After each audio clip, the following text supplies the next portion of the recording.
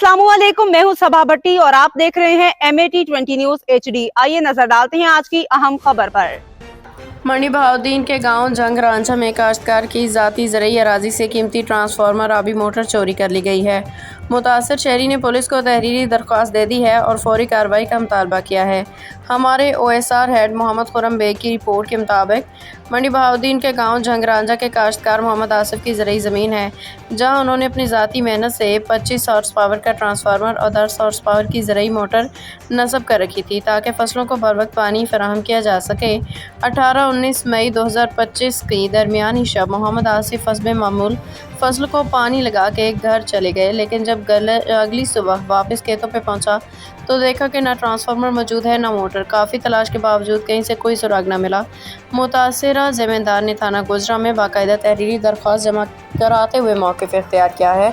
कई नामालूम अफराद ने उनकी ज़ाती मलकियती अमलाक चोरी करके फौजदारी जुर्म का इर्तिकाब किया है। मोहम्मद आसिफ ने पुलिस से फौरी कार्रवाई इंसाफ की फराहमी की अपील की है ताकि न सिर्फ उन्हें हक मिले बल्कि दीगर किसान भी ऐसे जराइम से महफूज रह सकें। OSR head Mohammad Khurram Baig, MAT20 news HD।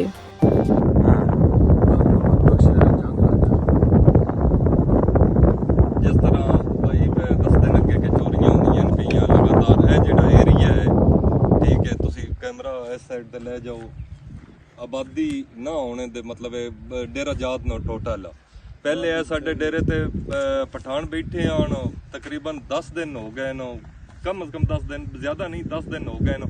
वो जाते गए तो पिछे मतलब वारदात शुरू हो गई। जिस तरह DPO साहब इन्हां टिकेटां ते मतलब काबू ले पाया, उस तरह ए चोरां ते भी मतलब थोड़ी जी ना ध्यान देन, क्योंकि आए रोज इलाके विच साडे पिंड विच जंग रांझा विच आए रोज मतलब मोटर ट्रांसफार्मर, आए रोज मोटर ट्रांसफार्मर और रस्सागीर ये बहुत ज्यादा हो गई है। मेहरबानी करना मतलब ये थोड़ा कंट्रोल